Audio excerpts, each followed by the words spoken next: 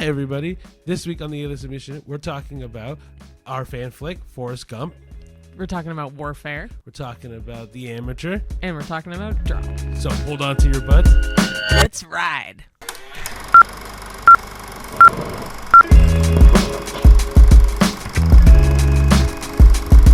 Good morning, everybody. Hello. And welcome to a new episode of the A-List Admission. Yes, welcome. Sorry.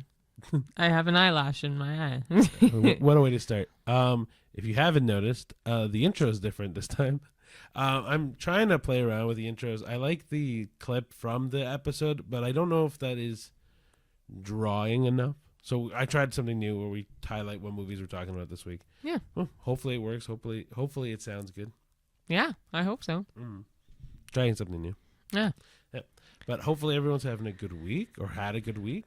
Yeah. Yeah, I don't know what else to say. In the last episode, we talked about how we were going to see a concert about Avatar: The Last Airbender, yes. which we saw last night. It was really good. It was phenomenal. I'm the bigger Avatar fan out of the two of us, and I thought The Last Airbender. Yeah, sorry. It is. I thought it was amazing.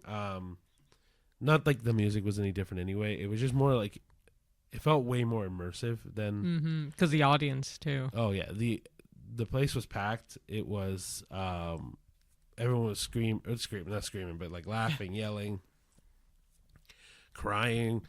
I even ended up talking to a couple people during the intermission that were like, "Oh man, I was bawling listening to Leaves from the Vine." Aww. Yeah, but yeah, that was good. We also had the day in Toronto yesterday, just cause yeah, we're like might as well make a day out of it. Yeah. So one of the movies we're talking about, we saw while we were in Toronto. Mm-hmm. Yeah, it was a fun time. Yeah. Yeah. So. Kind of what we said in our intro. We have 4 movies to talk about today, guys. And we're going to start with the fan flick because usually we end with the fan flick. Yeah, it's just we're doing it this week as well. We did in order. Well, it's not even that. It's that for me, this fan flick is a long time coming. So I think it deserves to go first. That's fair. We've talked about this fan flick for a long time. Yes. So if you did watch the intro, the fan flick was Forrest Gump. Forrest Gump, which... Fun news. I actually didn't like this movie the first time I watched it a long time ago. So, yeah, if you're not up to speed, I've never seen Forrest Gump, or I had never seen Forrest Gump until now. Ricky had seen it the once, I guess. Yeah, and I wasn't a fan of it. I thought it was really slow and boring. But yeah, so we'll talk about that after. But, so that was the first movie we saw. Do you want to get right into it? Sure. Okay. Sure, yeah. Well, everyone knows what the movies are anyway, but yeah, go for it. Yeah, before we cover Forrest Gump, we did see 3 movies in the span of 2 days. We saw another double feature in one night, and then we saw the one in Toronto that we mentioned. So the first one we saw was Warfare. And then we saw The Amateur. And then yesterday we saw Drop. So, yeah, decent variety. Like, some more movies are coming out week by week. Yeah, it's making us having to do more double features and nights by nights. But yeah. We do it for you guys. Yeah, and then the fan flick, again... long time coming. So anyway, we'll get into the fan flick first. So Forrest Gump came out in 1994, which is the year I was born. Woo! So I'm like, wow. Very apropos. Yeah. So based on the notes, it's a heartwarming drama film directed by Robert Zemeckis, who I love, and starring Tom Hanks as the title character. The story follows Forrest Gump, a kind-hearted but intellectually limited man from Alabama, as he unwittingly influences several historic events in the 20th century United States through his simple outlook on life and unshakable integrity. Despite his low IQ, Forrest becomes a football star, a Vietnam War hero, a ping pong champion, and a successful businessman. All the while, he longs for his childhood friend and true love, Jenny, who is played by Robin Wright. The film explores themes of destiny, love, and perseverance, highlighting how an ordinary man can live an extraordinary life. The film blends humor and emotion with real historical footage, creating a poignant journey through decades of American history, all told through the eyes of a man who just felt like running.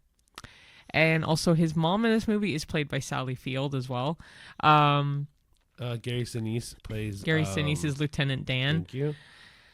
I'm trying to remember any notable actors. In So it. Gary Sinise, fun fact, I've told Ricky this, but I've seen Gary Sinise live host the Candlelight Processional at Walt Disney World, if you know what that is. And I don't know if I think they still do it, but every Christmas at Epcot, I don't know. they would play the Christmas story with a choir singing Christmas songs, and a celebrity would read the Christmas story during that program. So I've seen him a couple times live do that.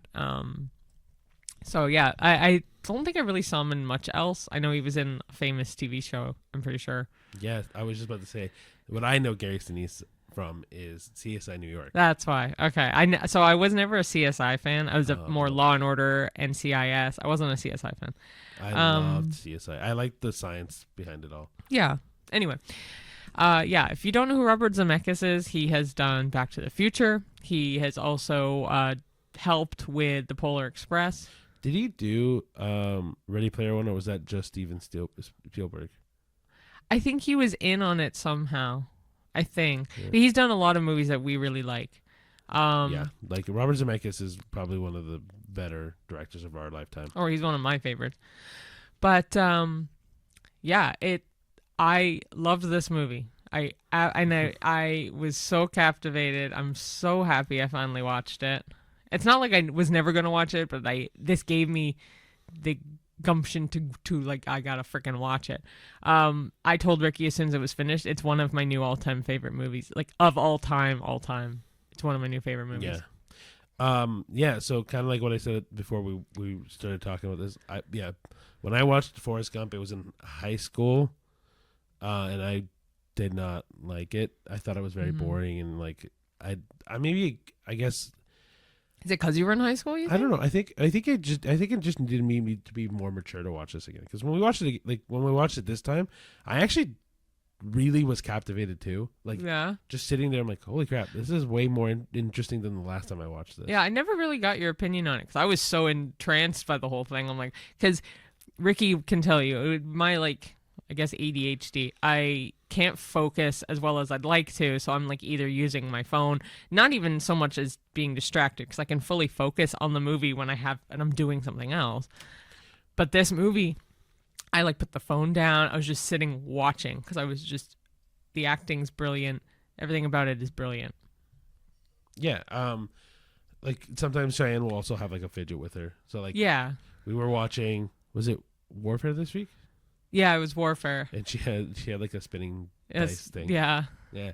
But yeah, the movie was great. I think it's one of those movies, especially rewatching it so much later in life, but much later, it feels way more poignant and inspirational for somebody who has been given a bad hand in life. Bad hand. Okay, yeah.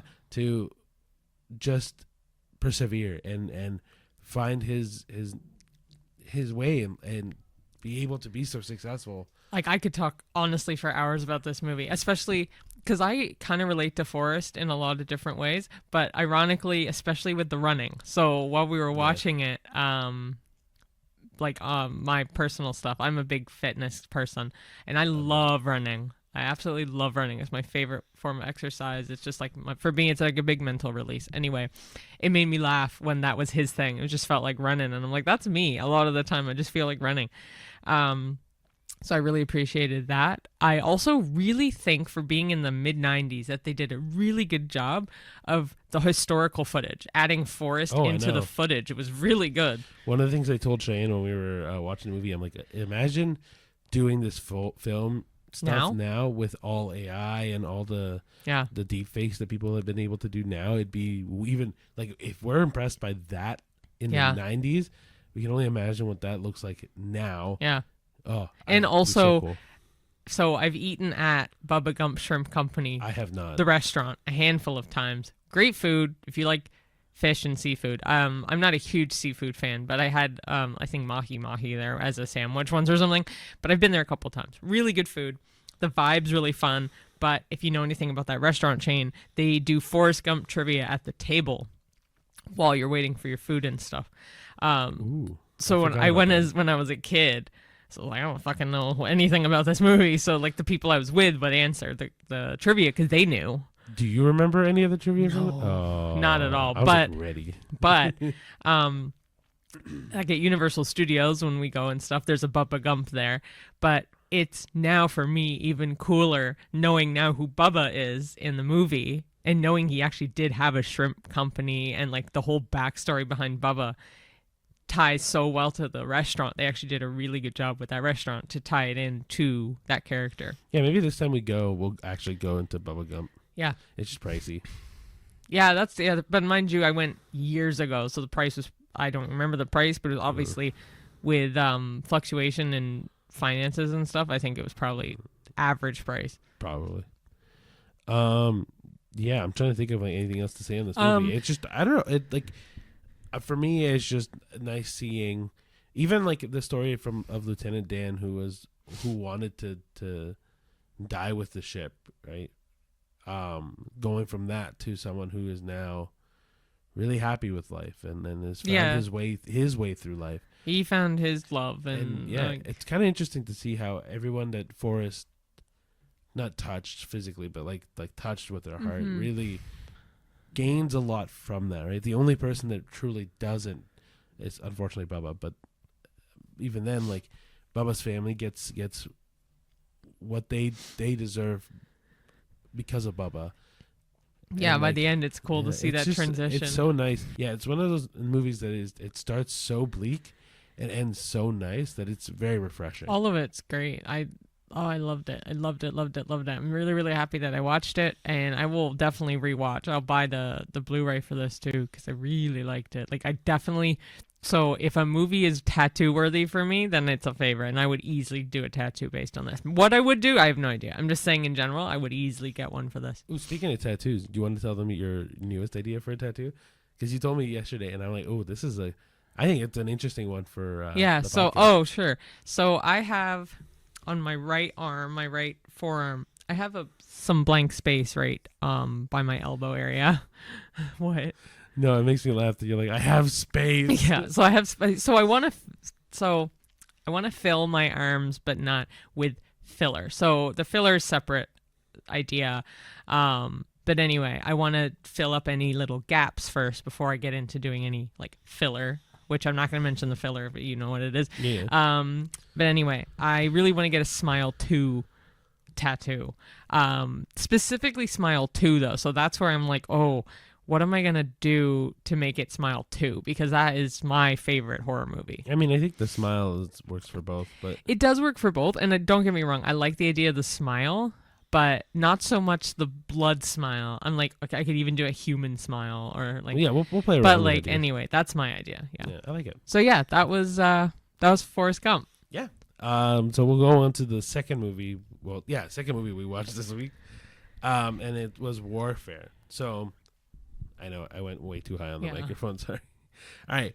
Warfare is a gritty war drama that follows a Navy SEAL team trapped in a house during a deadly mission in Ramadi, Iraq. As insurgents close in and resources run low, the soldiers must fight to survive while facing the chaos, fear, and unbreakable bonds forged in combat. Based on true events, the film delivers a visceral, real-time look at modern warfare. Now, the cast. We immediately saw Will Poulter And Joseph Quinn. But I'll read the whole cast too. DeFaro won a tie. I think, is it DeFaro Woon Atai? I don't know. Anyway. As Ray Mendoza, who is actually one of the directors of the movie. And he was one of the people in that. Yeah, he has done a couple movies where he pulls in real life experiences that he's gone through. I didn't know he's done a couple movies. I think he's done one. Oh. He hasn't directed them, but he's been in movies where it's been war specific. Oh, okay. Yeah, Well, the other director is Alex Garland, who did Civil War. Yeah, and he's been really good at getting that kind of mood for war stuff. Because yeah. Sorry, I thought you were gonna sneeze. My bad. No. Yeah, so like I don't know if anybody's seen Civil War. It's not one of our favorites, No. but the big thing that I got from Civil War was that it definitely had like a war mentality to it. Sorry, I don't know why that made me laugh. Definitely had a war mentality. Like Fair, but like it's because when I think of, I don't know, it's just this Civil War feels like it was filmed abroad, like in like a major war scale. it wasn't giving war. compared to this. No, not compared to this. This is very different, but like, I still felt very like wartimey in like not apocalypse. Yeah, I guess there's a word I'm thinking of. But anyway, we'll yes, that was Ray Mendoza. Yeah. Yes, Will Poulter as Eric, Cosmo Jarvis as Elliot Miller, who was in the Alto Knights. Yes. Joseph Quinn as Sam, Kit Connor as Tommy, Finn Bennett as John, Taylor John Smith as Frank, Michael. Oh, Gandolfini? Michael Gandolfini no, as Lieutenant McDonald. Go. The guy in The Sopranos. His last name is Gandolfini. I wonder if he's related to him. Oh, possibly. Like, could be his son or something. Aiden Bradley as Sergeant Laris. Thank you. There's 3 R's in that name. Don't worry about it. It also could be a mistake. Yeah, I don't know. Noah Centineo as Brian /Zawai. Evan Holtzman as Brock. Henry Zaga as Aaron. And Charles Melton as Jake. I'm really sorry I gave you words that are really hard for you to pronounce. What do you mean? The names and stuff. The only one that you got me weird was Laris. It was because it has the no, like Noah's last name. Like some of the last names were a little tricky for you. I'm sorry. Centino is probably how you pronounce it. Centineo? Whatever. Anyway, either way, we're overanalyzing this. I thought it was really funny that you were like, oh, Kit Connor. At the end of this movie, you were like, guess who this was or whatever, or guess who was in this movie? Kit Connor. It was Kit Connor, and then because I was I'm like, I know that guy, and I was thinking about it the entire movie. I'm like, I know who this is. But I haven't watched Heartstopper. No. But I know he's known for that. But he's also been in a Broadway play, I think, of some kind too. So I just know his face, and so it was like I didn't know his face. As soon as I saw him on screen, I'm like, I know who you are. See, I still don't know his face. Like, I'm gonna have to look up Tommy now because I'm like, the hell? Because I know what he looks like in certain photos that I've seen, but they were based more off Heartstopper, so I don't remember in this movie. So, just a fun fact: there'd be a lot of times when we watch movies where I'm like, I know this person, I know him. I just don't. I do too. The name. I'm really good with faces in particular. I'm good with names, so it kind of evens out. But I am the same way because there was a movie. I don't know if it was one of these movies. Maybe it was one of these movies. I'm like, I freaking know this person. And, yeah. Anyway, let's just talk about the movie, I guess. I'm sorry. That's all good. So, Warfare. Very visceral movie. Like, it's one of those movies that really kind of throws you in there. Yeah. And it doesn't stop. Like, it really felt like you were right beside every one of those people during that war. Well, if I don't know if we mentioned this yet, but in that movie, it's all based on the memories from the actual vets who were in that war. So it's as accurate, I guess, as they could get. And you do get to see the faces of the actual people against the actors at the end. Mind you, about half the photos are blurred out. So I don't know if they've passed. Yeah. Or no. So I found out the reason why. Okay. The reason why some of them are blurred is because they're either serving actively right now and they don't want to out them. Yeah. Or 2, they want to keep their anonymity. Do you know the ratio? Like how many? Oh, I have no idea. Okay. It was just kind of like a blanket statement saying some are blurred because they're either active duty right now or they want to keep their anonymity.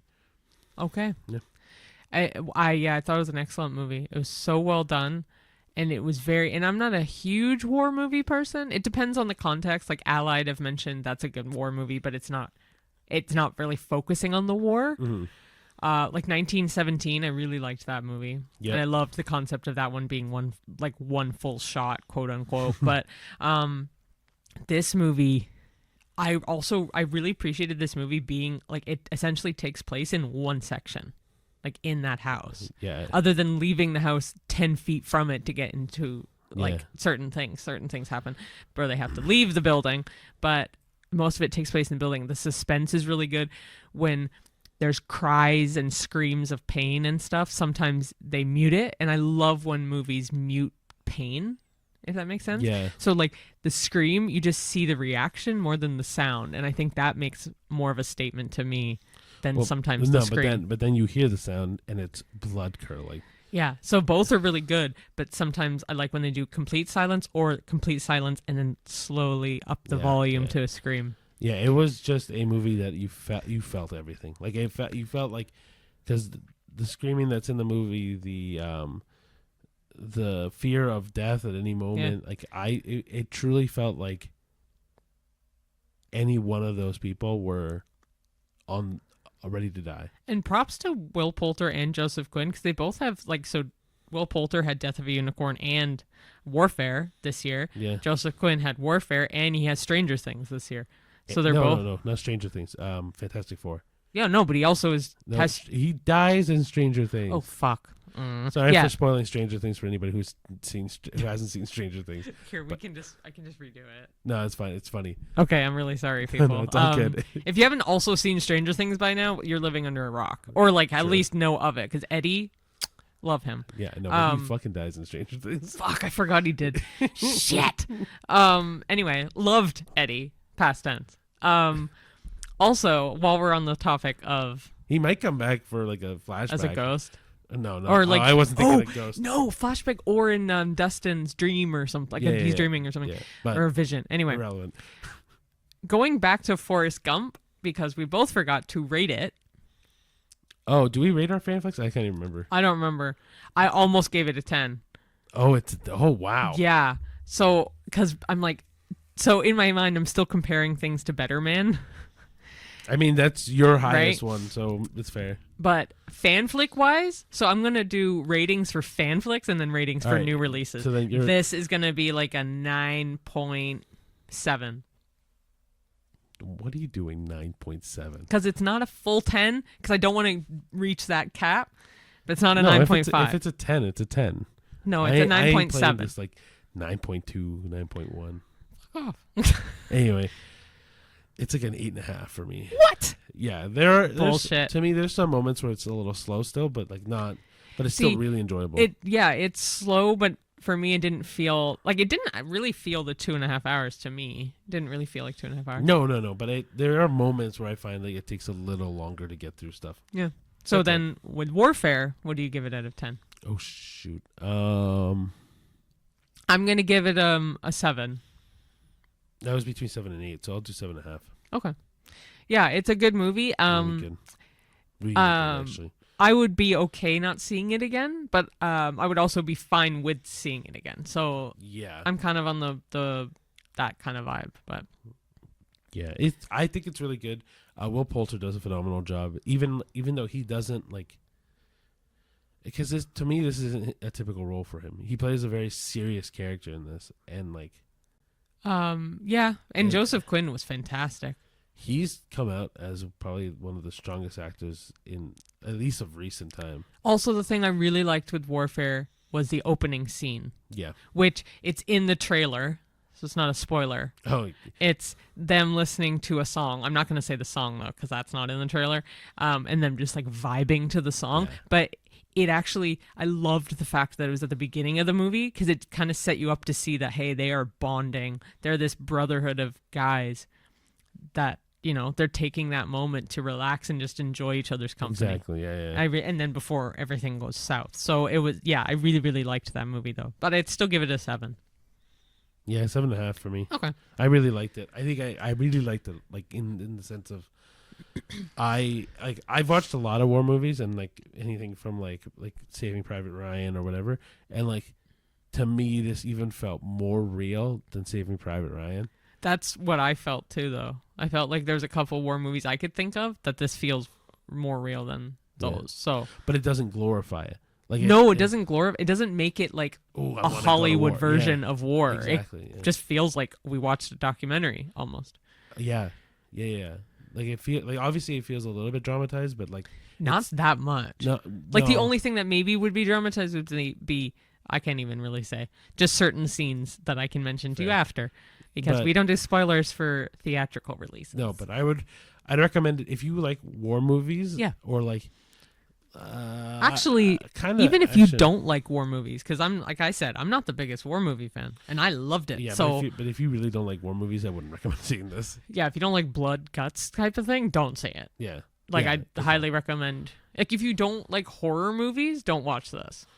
But if you also don't like war movies at all, then don't watch this. So, and then. Yeah, so about 30 minutes after that movie, we went to go see The Amateur. So, The Amateur, obviously came out this year. It follows CIA cryptographer Charles Heller, which is Rami Malek, who is devastated after his wife is killed in a terrorist attack. When the agency refuses to act, he forces his way into the field, using his intelligence and training to hunt down those responsible. As he transforms from analyst to operative, he must navigate a deadly web of espionage, betrayal, and personal vengeance. Yeah. So, of course, Rami Malek, or is it Rami Malek? I've always said Rami. I think it's Rami. Yeah. I think it's Rami, so I apologize. But anyway, he's known as Charlie in this movie, so it's he's in it. Rachel Brosnahan is his wife in it, Sarah.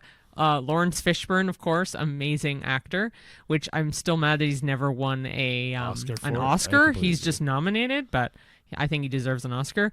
His character's name is Robert Hendo Henderson. Yeah.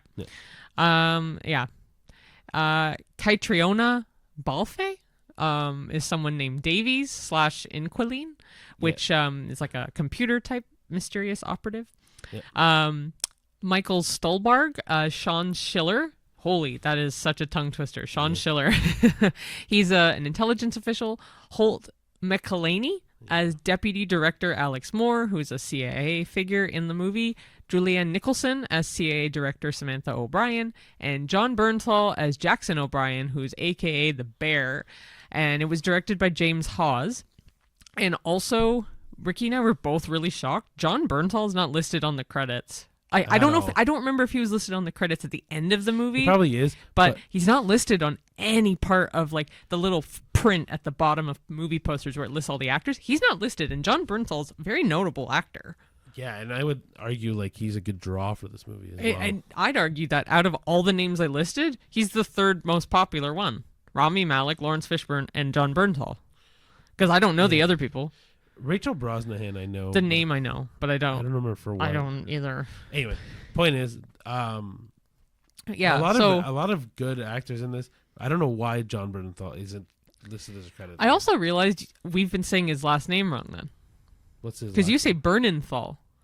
Bernthal. Yeah. Yeah. I thought it was Bernenthal too. I guess it's John Bernthal. I think it's the way that it comes out. Bernthal sounds like Bernthal. Anyway, I liked this movie. I would say out of the 4 we saw, this was my least favorite. I agree. But it was funny enough. It was my least favorite, but it was one I was more looking forward to. Out of the 4, not even out of the 4. I'll narrow it down to the 3 theatrical ones. Out of the 3, this was the one that was my least favorite, but I probably most excited for, but I was also so sick of the trailer for seeing this. Like, we also go to the movies a lot, so I was seeing the same trailer all the time, and I'm like, now I really don't want to see it because I'm like, I've seen the trailer too much. I would say, yeah, out of all three theatrical movies, this was the one I was the most excited to see because I like espionage movies and like I like people out for vengeance. Like that. Yeah, but this was also a spy movie, essentially. Yeah. Because he's sneaking around. He's a cryptographer, right? So he knows how to do that on computers. Yeah, so it was just, I was super excited for it. I also love Rami Malek, and so I was excited to see him again on the main screen. I was looking forward to see Lawrence Fishburne. That too. Because he's so good in John Wick. I don't know. To me, he's always Morpheus. I can't get past. I see him as that, but also, if anyone watched the show Alcatraz, he was in that, and that show ended, I think, after like two or 4 seasons. He was really good in that. But this movie just kind of took a long time to get to where it needed to get to. I nodded off for like a couple minutes at one point because I was just it was also really hot in the theater. That's the issue we have with a lot of movie theaters, is just maybe fix the AC, because I feel like the colder it is, the more I'm awake. Actually, we'll talk about that after. Yeah. But it's just, the movie was a good movie. It just took a long time to get where it needed to get to. Yeah, I felt it was a 2-hour movie. For the theatrical movies, this was the longest one. The other 2 were around 90 minutes, actually. This one was 2 hours and 3 minutes. And I felt every bit of the 2 hours. Like, I felt very long-winded for no reason, really. Yeah. Because, like, you find out in the trailer that his wife has been killed. So it's not a spoiler. It also happens really fast. Yeah. Minutes, so then minutes. there's this, like, bleh of, like, a good half hour, I feel, of just kind of nothing really like it's building up, but not like it's a very slow burn. Yeah. The other thing I will say is the ending is kind of predictable. Like a lot of it actually was pretty predictable, to be honest. Yeah, once you kind of figure out what's happening, once you figure out what happens in the first 30 minutes, you can kind of predict what's going to happen at the end. Yeah. Yeah, it's just a mediocre movie. Like I don't think it's bad by any means. I think there's a lot to get from it that's pretty decent. I just think I've seen this story done before, or I've seen it done better. Done better. What's your rating? I know what mine is, so 6. Oh, okay, mine's a 4.5. Oh, really? Because I'm thinking of all the other movies we've seen so far, and I'm like, it's not deserving of like anything higher for me personally. So I say 6 because it's better than middle of the road for me, but it's not as good as a lot of other movies. Like I was looking forward to this one the most, and it let me down. So that's why I'm giving it a 4.5. Yeah, but I don't know. I still think a 6 makes sense for you. Yeah, for that's me, fine. it's just like, again, I think it's a good movie. Would I watch it again? Maybe. I would rewatch it again just because for the couple minutes I nodded off, you filled me in, but I'd rather see what it was that I missed. Yeah, you know? Of course. Yeah.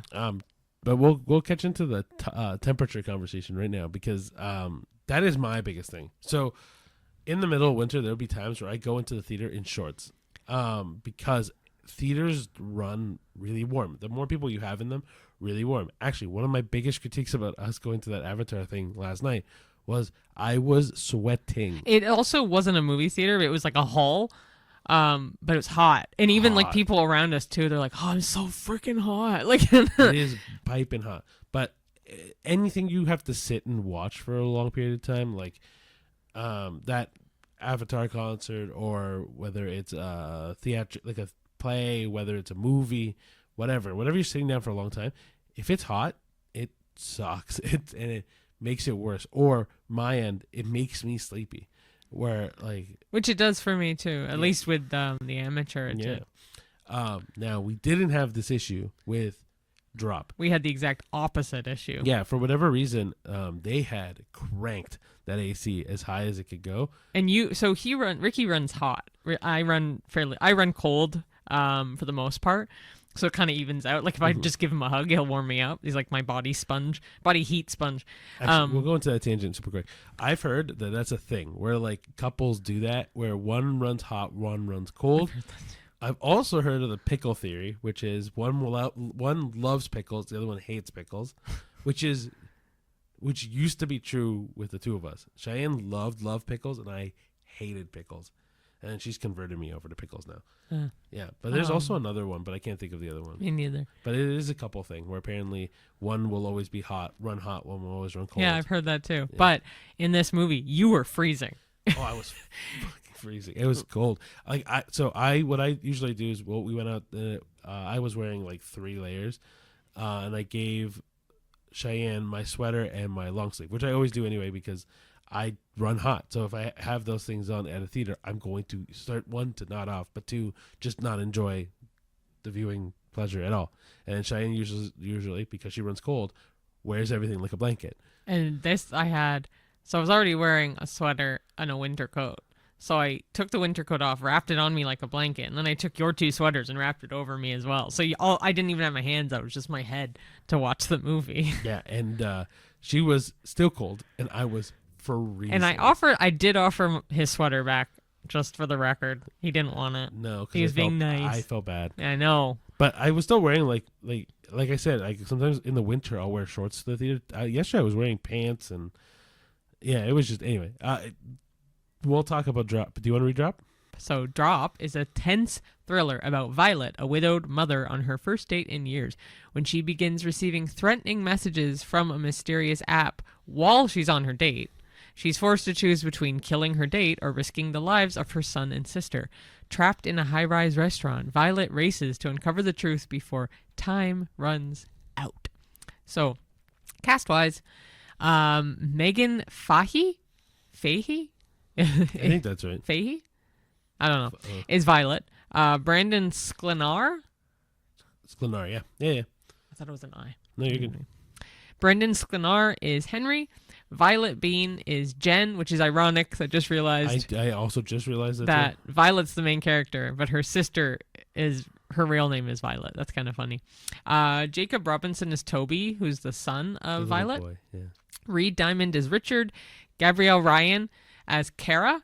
Jeffrey Self. I knew I recognized him. Okay, sorry. I had like a come to Jesus moment. As Matt. Ed Weeks as Phil. And Travis Nelson as Connor. It is directed by Christopher Landon. And yeah. Yeah, Christopher Landon's also directed a bunch of movies. It's just none of them are coming to my head. I know the name, though. Yeah. I will say the kid in this, Toby, was so cute. He did a really good job of just being a kid. Yeah, he acted exactly how he was supposed to act. Yeah. He was adorable. I don't know. I think kids in glasses are also really cute. Yeah, for the most part. Kids with like really small round glasses are really cute. Yeah, anyway. He was really cute, and like he gave the vibes of having gone through trauma as a kid. Like he just gave that like soft spoken, like love you mom kind of vibe. Mm-hmm. I went into this movie thinking it would be absolutely predictable and absolute trash, and it definitely exceeded my expectations. I actually really enjoyed this. We both really enjoyed this because neither one of us were expecting it to be good. Like good, but also like again, we thought it was going to be super predictable. Yeah, I think that was the biggest thing for us is like when thrillers like this happen, because one, Cheyenne and I's favorite genre typically is thrillers, because we like that, like, ooh, what's going to happen next, or trying to figure out the entire plot from the movie, and which we tried to do in this movie, but that's irrelevant. Anyway, yeah, it was the one big thing for us was going to be like, oh, like we probably think it's going to be this person, or we think it's going to be that person, and it's just, oh wow, it's not that person at all. Oh, we didn't even think about this person. Like, it's fun that way, right? And yeah, this movie delivered that exactly. Like we suspected a couple people, and we turned out to be wrong, and then we turned out to be kind of right, and yeah, it was just fun. We had a good time. It was really fun. Like I really enjoyed it, and it had really good pacing for being so short. Like it didn't feel like it was cramming itself too much. The one critique I have is not even about the movie. Ricky's gonna laugh because I mentioned this to him about the main actress, Megan Fahey. No offense to her. Wow. But I already know exactly where you're going with this. It bothered me so much with her teeth, and it's only because the top of her teeth, her gum line on her top teeth, looked like, I don't know if it was the lighting in the movie that made it look like black. I'm gonna say it's the lighting from the movie. But it looked like she had dentures. I don't know. She might. I don't know. But the fact that you're naming this as a critique to the movie. I said it's not to the movie. It's to her. Yeah. It's not even a critique. I'm just curious, like, if she actually has dentures or not. Because it must have just been really bad lighting then. Because whenever she smiled, it just looked like fake, false teeth. But that's neither here nor there. The guy that she goes on the date with, Henry, really nice guy in the movie, too. He's way more patient than I think a lot of people would be. Yeah. But due to some things in the movie, she also has to force him to be patient with her. Kind of, but like, man, like, he's super patient. Also really liked the fact that, so she's getting these threatening messages and memes and stuff, but anytime a text from this mysterious person pops up, it comes up as this really cool font on the screen. Instead of it being just like a subtitle or something. Yeah. It just pans. Oh, that was something we were going to talk about. The use of the camera in this movie is phenomenal. The angles are great. Like, there are some scenes where you're like, oh yeah, this person's getting, like, for example, thrown over a table. But you're like, oh no, how they filmed someone getting thrown over a table like the whole camera gets rotated. Or like someone's drunk in the movie. They follow you as if the camera's drunk. Or the other thing is it will stay at a position and then just turn the camera in one motion. And so it's not like the camera follows the main person like a traditional movie would. Mm-hmm. It feels very like in the action, very like fluid. It feels very. It was very well done. It felt dynamic, and it was really cool. And I think that really helped keeping us engaged as well, because like any action movie, you kind of know how the camera's gonna move. This didn't feel like a typical No, action not movie. at all. It was a little. The ending was a little too cheesy for me, but That's also fair. there was one funny part at the end. I won't mention Can't it, mention but it. you'll know. That was like, but no. Overall, I really liked this movie. It was definitely better than I thought. Way better than I thought. Yeah, it was, especially because like we also don't know most of the actors. Yeah. It was a good refresher. It was a good refreshing thing where we're like, oh wow, all of these people are good. Like these are Yeah. It was really good. It was really surprising. We actually on our popper flops, we gave all of these a pop to different degrees, but we gave all of these a pop. Yeah, I would say this week was a good movie week anyway. Like even I know we kind of shitted on Amateur a little bit, but we're also just kind of picking what's it called? Anyway, I can't think of the phrase, but What, like straws? no, we're like picking like little details to nitpick on. Yeah, I can't, nitpicking. Yeah, nitpicking is I guess the word, but there's a phrase to Like a the- needle to in the- a haystack? No, Okay. doesn't matter. So yeah, us nitpicking and like looking for like little things to critique it on. Honestly, all three of them were good. Like if you have any interest in any of these movies, you truly won't go wrong. I would recommend Drop out of the three of them, or Warfare. Because I was gonna rate this lower than Warfare. Oh, For I was me, gonna it's a rate this- 6.5. I was gonna rate this higher. Oh no, this is 6.5 for me. This to me, I think I would give Warfare 7.5. Honestly, I'll do the same. I'll say 7.5. Okay, I was gonna say if you rate this an 8, then you're a skew Yeah, I was like 8 because that's way too high for this. Because it's still very, like I've seen better versions of this, but I liked what they did with it. Yeah, this movie. I liked what they did with it a lot. Love the camera angles. Love the font for the mysterious text and all that. But it also felt super modern because like it didn't. Yeah, Like the whole point is that the woman gets airdropped messages. or digi-dropped is what it's called in the they movie. call it digi-drop, but it's essentially airdropping. Yeah, and I thought that was cool because I was like, oh, that is a way you could message somebody and like freak them out, and yeah, that was cool. Yeah. Anyway, yeah, guys, that was our 4 movies of the week that we reviewed. Yeah. Honestly, like I said earlier, all 4 of them are phenomenal in their own way. I would say Amateur's the weakest, but Yeah. even then, still really good movies. Yeah, I mean, best one for me is the Forrest Gump one, but for theatrical releases, I kind of think Warfare. And I think Drop. Yeah. So, all right, guys, we're gonna do something new this week because I noticed that there's always news on the internet and stuff that I'm like, this would be good to bring up during the podcast. And so I'm doing like a little movie news this week kind of segment. So I have 4 things that I want to bring up. So the first one was there's a sequel to Once Upon a Time in Hollywood coming out. Mm-hmm. Right? David Fincher's going to direct it, but Quentin Tarantino is still going to write it. So it doesn't affect with his 10 movies I want to direct in his lifetime thing, which I don't even know what movie he's at right now. Me neither. But like Ed Sheeran said the same thing. He was going to do 10 albums, but then he would still do side projects and like help and stuff. So it's the same kind of vibe, I think. Yeah, but I'm also really curious because I didn't think that this movie needed a sequel. I don't know how they're going to do a sequel because, well, they also flipped the story by keeping I forget her name, but alive. She dies in real life with the whole Charles Manson thing. I wonder if it's still going to focus on, though, I don't know the characters' names off the top of my head. Pitt. Leo and Margot Robbie. Yeah. Or if it's going to be a sequel in the story, but focus on other people. Yeah, because once upon a time, you could do anything. Exactly. Yeah, that's true. Right. Anyway, so that's one thing. The second thing was stunts are finally going to be recognized at the Oscars. Finally. That's amazing. Now, the only issue is we have to wait till 2028. That's bogus. I get that that's probably the 100-year It is the 100th year. anniversary of the Oscars, but they should just do it now. I mean, they so deserve it. Oh, I think, like, not to shade anybody that's already honored on the Oscars, but I think stunts should have been honored on the Oscars. That's what I'm saying. From the beginning. Like, there's no movies without stunt coordinators and stunt actors. And yeah. If it was just for stunts, I'd be like, oh, Tom Cruise will win. No, I'm kidding. I mean, hey. I'm kidding. No, but I know technically he does his own stunts. Right. So. But they can also recognize the people that help him organize those stunts. Right? Yeah. Like, the other thing is that I found out online was that Ryan Gosling was a big person that pushed this. Yeah. Oh, to push this? And Good. Fall Guy. Yeah, exactly. So he spent a lot of the time marketing Fall Guy, just pushing for this to happen. Yeah. And I'm assuming after all the publicity went down on Fall Guy, he kept going. So, but yeah, Ryan Gosling was the big person that pushed this over. Now, number 3, and this one's kind of I'm going to tie this in with another one, but Beetlejuice 3 is also in the works.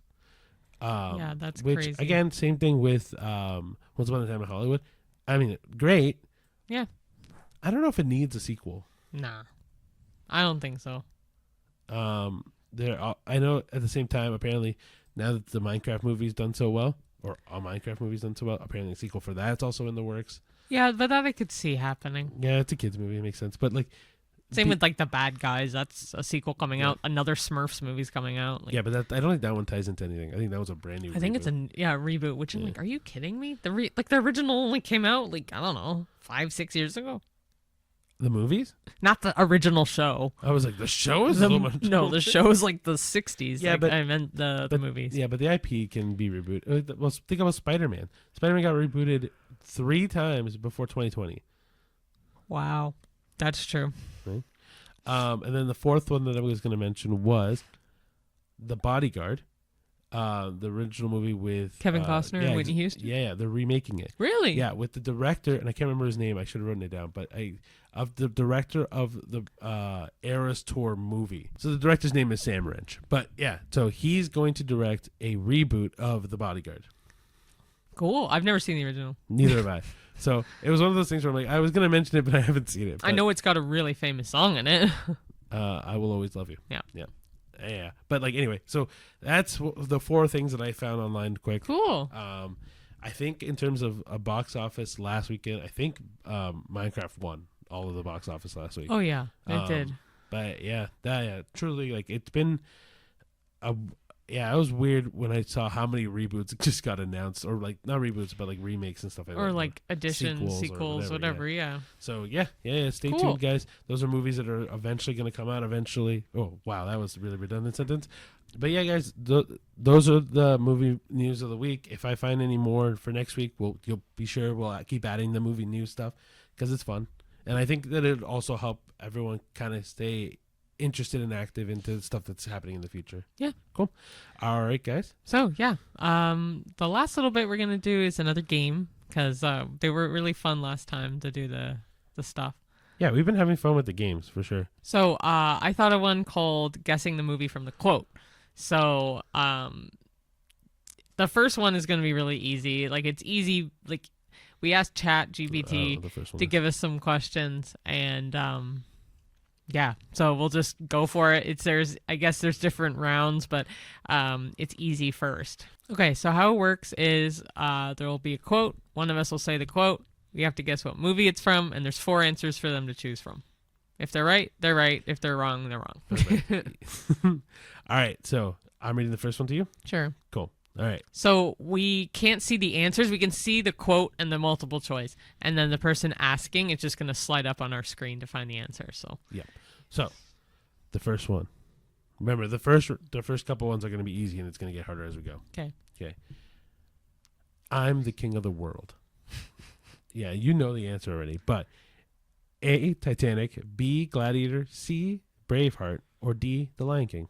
I hope it's Titanic. It is Titanic. Okay. Which is still so funny that we haven't seen it, and the first one we get is Titanic. I know. All right. Okay. Go for it. All right. Oh my gosh. Okay. Second one. May the Force be with you. A, Star Trek. B, Star Wars. C, Guardians of the Galaxy. Or D, The Matrix. Star Wars. Yeah. All right. Ready? Yep. Okay. Why so serious?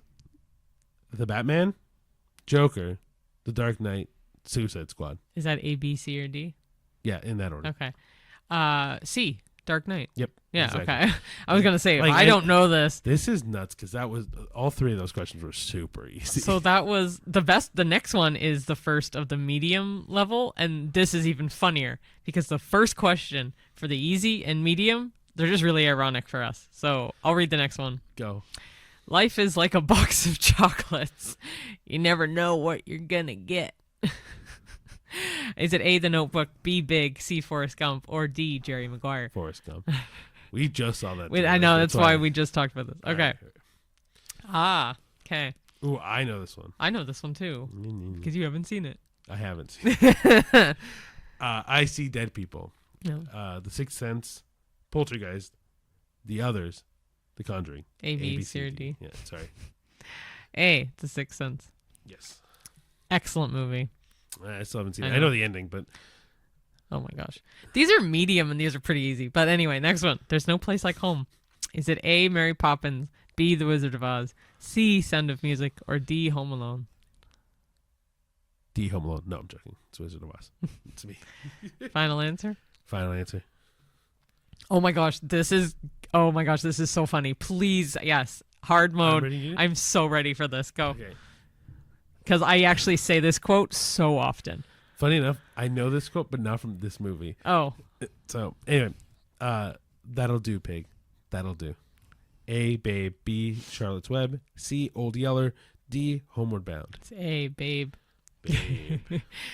That's so funny. I say it quite often. Okay. I didn't see it. I honestly didn't see it. I've seen it so often, or I've said it so often with Babe, like, that'll do, pig, that'll do. And I'll do it with my mom, too. You know what? What do you know it from? But not pig. It's donkey. And it's Shrek. Oh. He says the same thing. That'll do, donkey, that'll do. Oh, so it's from Babe, though. They probably ripped it from that. Okay.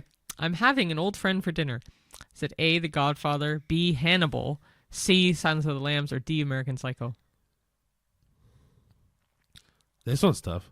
Tougher. Because it's either B or C. Because the other ones don't eat people. I'm having your friend, an old friend. Having an old friend for dinner. So the other two don't eat people. I guess so. I'm going to go with the original. Yeah. I'm going to go C. Yeah. Am I reading this one? Yeah. Okay. Oh, shit. Okay. Wait, is this the last question? Fuck! I didn't see it. Don't worry. Okay. I think I know which one it is. Okay. It's not the years, honey. It's the mileage. Fuck. A, Raiders of the Lost Ark. B, Indiana Jones and the Last Crusade. C, National Treasure. D, The Mummy. I don't remember hearing this in The Mummy. And I don't remember hearing it about National Treasure. But part of me, because... like, honey sounds like it's to a woman, but it might not be, because it's not the years. One thing that correlates with Indiana Jones is there's a lot of father-son bonding. So, like, it's not the years. Like, he almost sounds like he's giving advice. So I'm going to go with The Last Crusade. B. And it is... Fuck! It's A. I knew it was... I think I knew it was A. I was on the right track. Yeah. Okay, next one. I'm a fiend for mojitos. Is it A, The Beach, B, Scarface, C, Miami Vice, or D, Casino Royale? I haven't seen The Beach, so I don't know if it's The Beach. I am going to guess, because mojitos, Miami Vice. Yes, Miami Vice. Nice. I only guessed Miami Vice because I haven't actually seen Miami Vice either. Actually, no, that's not true. I've seen like half of Miami Vice, but Scarface doesn't feel the right mode for this. Okay. But yeah. Okay. Last one then. There's a storm coming, Mr. Wayne. I love how it always lands on me for the last I one. know. There's a storm coming, Mr. Wayne. We can both guess this one, actually. Batman Begins, The Dark Knight Rises, or Joker. So the answer is hidden from both of us right now. Okay. I think I know what this one is. I think I do too. So you want to say A, B, C, or D on the count of three? Okay. 1, 2, 3. C. A. Ooh, I'm pretty sure it's A. Okay. Oh, you nailed it. Dark Knight Rises. Why did I think it was A? I don't know. Mind you, it sounds like I've heard it probably in every movie of Batman, but... All right, guys. That was fun, though. Yeah. Yeah. So stay tuned for more games like that. We're trying to mix it up, do little like movie related games. So like when we did this one, we guessed a movie quote, or we did guessed a bad movie plot, stuff like that. Quick thing before we start to wrap up, Cheyenne, what is your favorite Disney movie? Oh, Because now we've had people actually answer what their favorite Disney movie is. it can be any Disney movie though. Yeah, like I saw one commenter mention Hercules. I've seen one know. mention Beauty and the Beast. I've seen a couple people mention. I'm gonna go with Peter Pan. Fuck. Wow, that was really. You're You're really kung ho. because then I was like, oh, but so Beauty and the Beast, the animated one, I don't like really as much as the live action. I'm just going with, in my mind, classic animated Disney movies. I almost want to say Alice in Wonderland, but I am going to say Peter Pan. Peter Pan. All right, mine was Tarzan. But guys, keep sending in your favorite Disney movies. I love it. And there's so many, and people have only. I think I've only seen a couple people mention them, but like honestly, they keep going. Keep sending me your favorite Disney movies. Anyway, guys, thank you so much for tuning in to this episode of the A-List Admission. Follow us on everything: YouTube, Twitter, Facebook, Threads, YouTube. You said YouTube twice. Whatever. Instagram, Spotify, YouTube, Apple whatever. You said YouTube for the third time. I know. But yeah, follow us everywhere. Keep updated on the reels if you don't want to watch the full episodes, which is totally fine. Like us, rate us, follow us, subscribe to us, ring the notification bell, the whole deal. Yeah. And finally, also check up on our letterbox that we have that is updated with all of the movies that we've watched, all the reviews that we want. Let us know if you agree with them. Let us know if you disagree with them, because guess what? This is our opinion. And with this, we're just trying to give you a hand on trying to pick a movie to watch this week at the movies, right? And we release these on Tuesday, so you can go on cheap night. And by the time you see the next episode, Easter will have happened. So yeah. So this is the episode before Easter. Yeah. So there are one or two movies I think coming out. So yeah, and people always love to go to the movies on the holiday. So Friday, you got the Minecraft movie coming out, so you can watch that with your kids, or if you want to watch something for yourself, Warfare, Drop, Amateur, you name it. There's so still some ones we already saw out. Black Bag's still out. Woman in the Yard is still out. Novocaine's still out. Mickey 17. Yeah. So guys, let us know what movie you want to watch for Good Friday. Yeah. And stay tuned for more episodes, and we will see you at the movies. see you there. Bye. Bye, guys.